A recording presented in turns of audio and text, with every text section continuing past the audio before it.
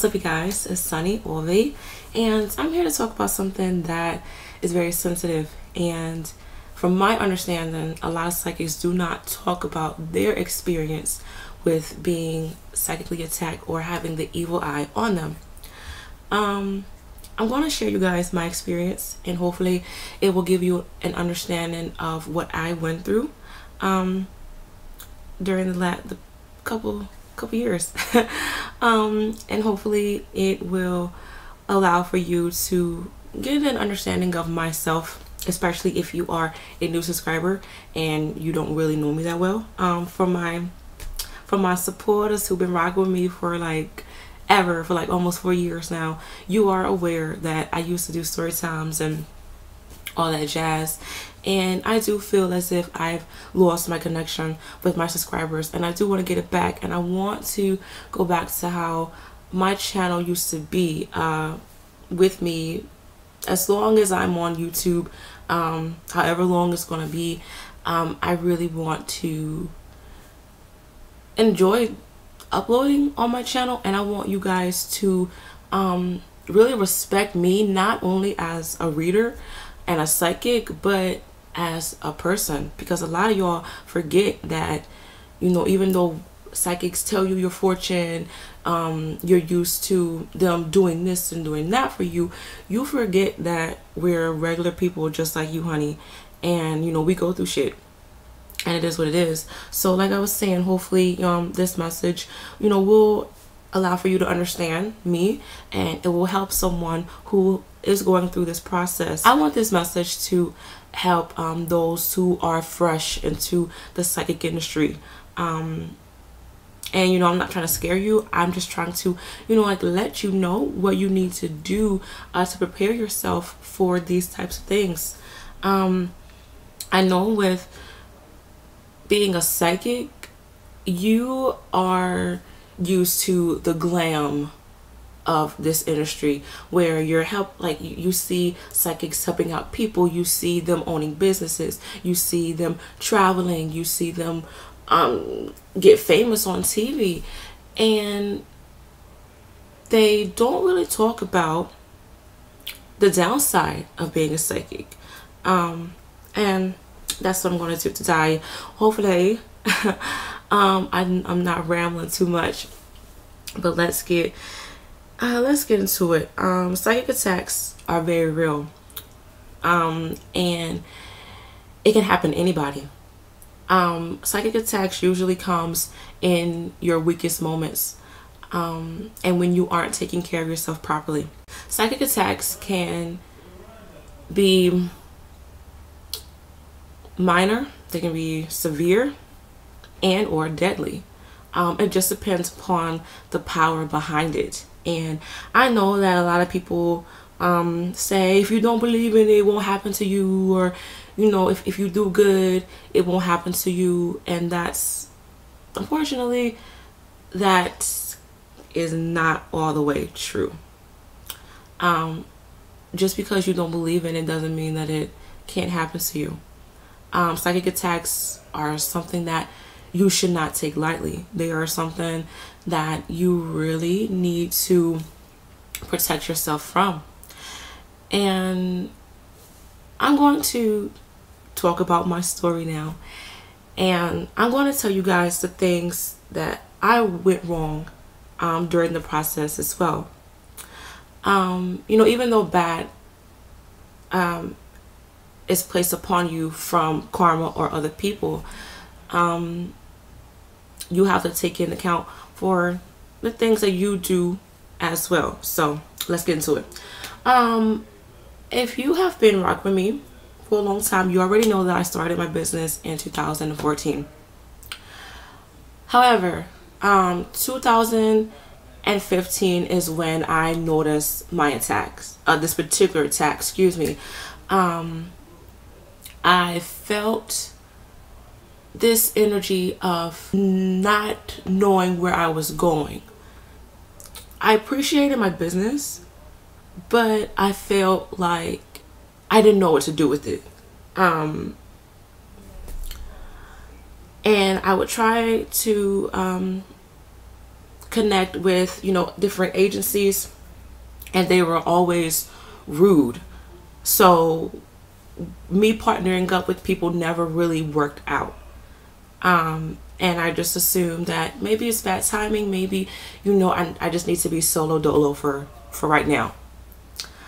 My energy was fading away slowly but surely. During that time of 2015, I meditated. I cleansed my home daily. I lit my candles. I did what I needed to do to take care of myself and my son, and my home properly. But I just felt like something was wrong, low key. It was very minor. But I just assumed that it was the stress of, you know, being a psychic, and the stress of personal life. So I just, you know, I just blew it off.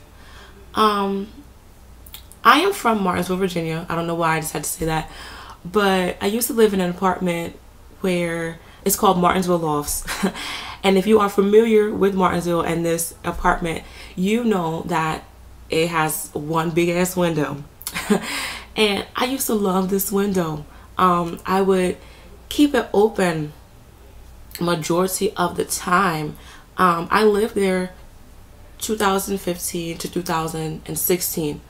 And mind you, 2015, I would always have this window open. I love smelling nature. I love hearing and feeling wind. However, in 2016, something started to change. I noticed that a lot of wasps would come through that window. And I know y'all are like, girl, you had the window open, so what you expect?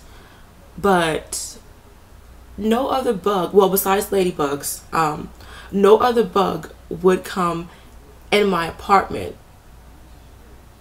other than the damn wasp. And at first, you know, I just kind of blew it off like, you know, I do got the window open, so, you know, it is what it is.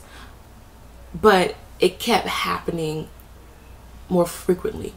And mind you, 2015, the only bug that came in was ladybugs. 2016, it was ladybugs, but it was wasps. 90% of the time it was wasps. And I consider wasps messages from enemies. Them wanting to taunt you. Them wanting to kind of spy on you. And warn you that they're coming. And the way these wasps would try to get my attention kind of rubbed me the wrong way. They would make noises to let them know, like to let me know, excuse me, to let me know that they were there. And it was like a hand, like that's what it sounded like zzz. And it was so weird. And I was like, what the fuck? And they would like fly like around me in circles. And so, you know, I was just like, let me just keep this damn window closed. And for a good while I had that window closed, but I noticed that wasps were still coming in my apartment. And I didn't know how to feel about that, to be honest with you. I felt like something was wrong, but I ignored it. Once again, I assumed, okay, maybe it's the pipes or something, like they coming through the pipes, they coming through the damn ceiling fans. I don't know. I just made up every type of excuse in the world to why these damn wasps was coming in my apartment. And during that time, I was still drained. I still felt lost about what I needed to do. It was kind of like I was searching for something, but it was out of my reach, and I didn't know what I was searching for. I just felt drawn to search for something. And also during that time, I created a lot of interactions with negative people. Whether it's, you know, they were negatively they were spiritually negative, they were mentally negative, physically negative, like just they did not mesh who I was. And this is around the time that I did the whole I came in contact with the human demon. That was around the same time. I would meet a lot of people like that. I would meet a lot of people who were lost, people who, you know, treated me like shit. And for some reason, I was drawn to them. For some reason, I felt as if I needed to help them. And I'm a big believer in, if somebody's treating you like shit, then you need to fucking leave them. But for some reason, during that time, I just felt like I just needed to help them for some reason.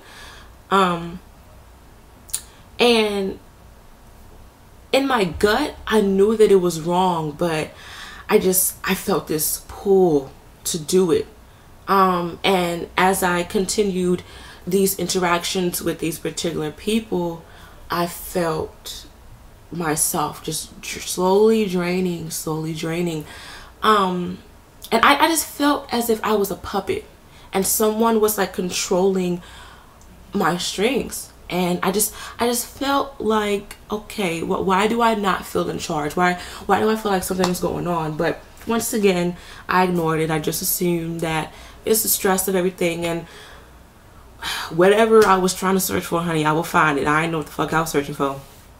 But within mid-2016, my lease was up, and I knew that I needed to move. I wanted to leave Martinsville because Martinsville, if you know Martinsville, ain't nothing there. Ain't nothing in Martinsville, honey. But I just didn't know where to go. My gut was telling me, stay in Martinsville just a little bit longer, even though ain't shit here. Just, you know, things are pretty good right now. Just stay here and just work on getting a home. Save up your money to get a home. And that's what I was trying to do. But out of nowhere, I heard this voice saying, go somewhere new. Be spontaneous. Within that time of me being very fragile and naive, I assumed that it was a spirit guide. I assumed that it was, you know, someone wanting to help me. And so I listened to that voice. And that voice led me to Lynchburg, Virginia. I would travel there just, you know, to check everything out, just to see if I liked it. And my gut was telling me, no, yes, you do need change, but this isn't the change for you. And, you know, I wanted to trust my gut, but I kept hearing this outside voice saying, oh, Lynchburg is for you, girl. Yes, honey, stay here. Stay here. Find something and stay here. And I listened to that voice. I did. And that voice just felt like a puppet master. It was a very weird connection. So I left a familiar city to move to another city that I knew nothing about. I really didn't know anyone except for my husband. And when I got there, well, when I was traveling there, as in, like, you know, getting on the U-Haul and stuff like that, and dreams would let me know, Sonny, this is not a good move for you. Even when I was getting in the U-Haul, the steering wheel would not turn for me. And I just knew something was wrong. It was like everything within me was like, girl, just stay here, please. But I was in this mindset of, well, I already paid, you know, for this. I'm already doing this, so let me just do it. And that outside voice was there again and was like, just go it, just do it, just do it. This is for you. This is a new beginning. So I moved to Lynchburg, and that's when everything fell downhill. Lynchburg had this gloomy vibe to it. Mindful, Lynchburg, okay? So that's within itself. But I just felt like I didn't belong there. I felt like I was out of place. Granted, Lynchburg is very beautiful if you are familiar with the town and you know that, you know, there's beautiful scenery. So that was a plus, but I wasn't happy. I wasn't happy with where I lived. I wasn't happy, you know, with the city. I just wasn't happy with anything. I tried, you know, to make do what it do. But during that time of me, you know, trying to make things happen, I didn't feel like myself. I started to become like more drained than I ever felt before. And I noticed that everything around me started to change as well. My business started to just go down tremendously to the point where I didn't even know what the fuck to do. I attracted a lot of ungrateful clients. My husband was not the man that I fell in love with. Like, I didn't know who the fuck he was. And I really hated him within that time. I felt like he didn't respect me. I felt like he didn't honor me nor treat me as a queen, and that hurt me a lot. Me and him would fight like cats and dogs. My oldest son, he changed. He was definitely out of character with some of the things that he would do. He stopped telling me that he loved me. He stopped giving me hugs. He would really talk to me. And I felt that there was a block between me and him. And the harder I tried to connect with him, the more he just wouldn't open up to me. Within December 2016, I found out that I was pregnant with Kiwi. Now, y'all, finding out that I was pregnant, and this is going to be a weird how I'm going to say this. Even though Kiwi was planned, the timing was wrong. I didn't think that I would get pregnant that quickly. But I did, and I had to prepare for a new little baby coming into the picture. My inner gut was telling me, have a baby. Have a baby. This will really help you out. You need new life to feel whole again. And yeah, my husband, he wanted a baby as well, so we made it happen. But with the pregnancy and me dealing with my business, me dealing with my oldest son, me dealing with my husband, it really created a great depression over me. I wasn't happy. I didn't know what to do with anything. I tried to meditate, but I felt like I couldn't. It was like I forgot how to meditate. When I tried to cleanse my home, something was preventing me from cleansing my home. It was like I kept getting this vibe to, oh, don't clean your home right now. Just sleep. Just rest your head. You're pregnant. Just sleep. And I would listen to that voice. At that time, early 2017, I had a feeling that this voice wasn't positive. But I couldn't get a grips on letting that go, because I just felt like I just had to do everything that this voice told me to do, even though I knew that it was wrong.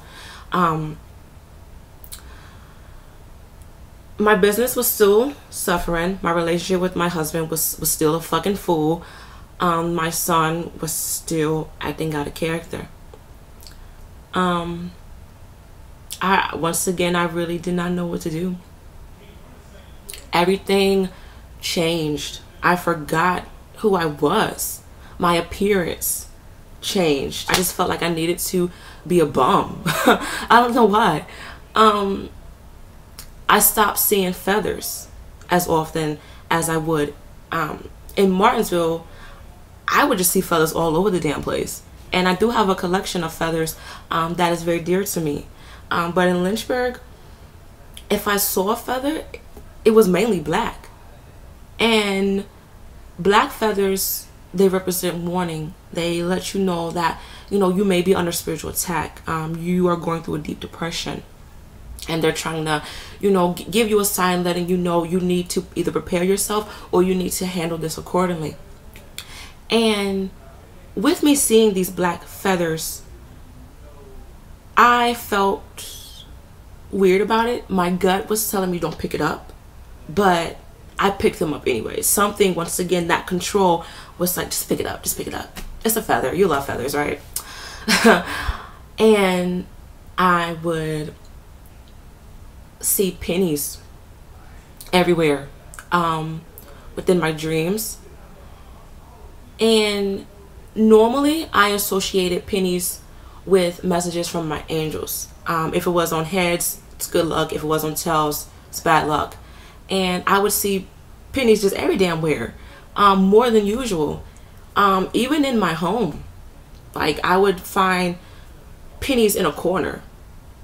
And I would ask my husband, like, well, why are you putting pennies every damn where? And he would say, I ain't doing this. And, you know, I felt weird by that. And it was like, whatever I discussed on YouTube that was positive to me and I would share it with people, they took that and they flipped it to where when I picked this up, when I saw this, it would mean bad luck for me. This went on for a good while, and it's 2018, and I'm slowly breaking away from that, to be honest with you. That psychic attack really affected me, and it caused for me to lose sight on my business. It caused for me to like not take care of myself. It affected those who I loved. It affected my babies. My son would break out in fucking hives for no reason. I almost lost Kiwi. I had a bleeding scare with him, and I assumed that, you know, it's because of me being stressed and, you know, me, you know, just going through the issues that I was going through with my family and my business. You know, I assumed that's what it was, but my gut was telling me no. That's not why you're bleeding. And mind you, with my oldest son, child, I cried throughout that whole damn pregnancy, to be honest with you. And I did not bleed at one time, and I know that pregnancies are different. But it was just something was telling me, no, your stress has nothing to do with why you're bleeding. It doesn't. And I really believed that. Slowly but surely my inner voice was, you know, becoming stronger and stronger and stronger. But I still felt this pull, you know, this control that was still there. During 2017, I was still lost. I even thought about giving up my business. I said, fuck it. I finally accepted the fact that I was being psychically attacked was when multiple psychics told me the same story and gave me the same description of the person who was psychically attacking me. I had a feeling that I was being psychically attacked, but I didn't want to believe it. You know, I didn't want to think that somebody would do that. You know, I didn't think that somebody would go out of their way to hurt my family. That's what I didn't want to believe, to be honest with you. I've learned throughout this process that unfortunately you can't be honest. Like, not like you can't be honest, like you can't let people know everything about you, especially over the internet. Like, the things that I shared with you all within my past was very dear to me, and I wanted y'all to, you know, see a glimpse within my hobbies and a glimpse within, you know, my interests, and that backfired on me. this psychic attack really affected me and my family to the point where we were homeless for a good 5 months. And like I said, I'm still bouncing back from it. This situation has taught me to always protect myself and listen to my gut. The thing that I went wrong and was maybe sharing more than I was supposed to with YouTube, and that people only have control over you if you allow for them to have it, if you allow for them to see that their work is done. And I allowed for that person to see that. I didn't listen to my voice. I was kind of fighting my inner voice. And that person, each and every time she watched my videos, she saw me suffer and she was happy. She was. Because she wanted me to be no more. She didn't want Sunny Glow to be here, honey. This may be hard to believe. For months, almost a year, when I had a feeling that something was going on, I said, you know what, God, just send this person blessings. They need it. And I asked God to uplift you and just make you happy. Because when karma hit, honey, it's going to be strong. It's going to be strong. And I'm not trying to be funny or anything, but you saw what I was capable of. You saw that I was a positive influence. You saw that I was accurate as fuck, and you didn't like that. And it's life. It's life. It's life. People are not going to like you. People are going to be jealous of you because what you can bring to the table. But with everything that you do, there's always a consequence behind it. And I want you guys to, you know, really understand that that time was very fragile for me. And majority of you guys who, you know, watch my videos, some of you, you know, wasn't really supporting me, I guess, to be honest. Now I know I got some, you know, true supporters out there who be checking up on me and like, hey girl, you better eat, that baby hungry, when I was pregnant. Or, you know, y'all would be like, hey, you know, you look different, you know, you seem stressed. And I appreciate all of that. But majority of my subscribers was more of, hey, you're inconsistent, you aren't the same, where's this, when you gonna do that? And that overshadowed the, hey Sunny, I know you're pregnant, I know you're, you know, you seem stressed, it's okay, I'm praying for you, I got you, I'm here. That really overshadowed that, and that is something that I should not let happen.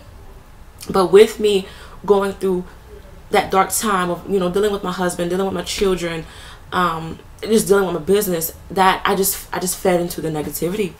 I did. And, you know, I really wanted to give up my business, but I know that's what she wanted, and she ain't getting that. For, you know, my psychics out there, really prepare yourself. Understand what you're getting into when you come into this industry, because some people will smile in your face, but behind closed doors, they are doing the most dirtiest, evilest spell on your ass, or they're talking bad about you to somebody else. So you are going to have to, you know, honestly weed out the real and the fakes. You know, I'm not trying to be funny, there has been women who I connected with in the beginning that I don't even talk to no more.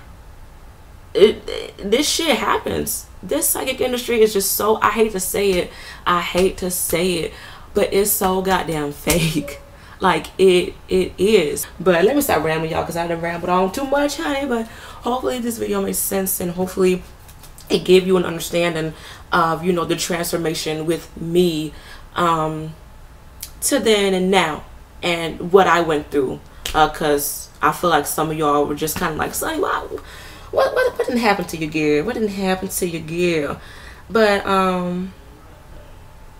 yeah, I had to get the hell up out of Lynchburg. I did, but yeah. But hopefully, like I said, this message made sense, and hopefully it helped someone out there. But I'll see you in the next video. boy.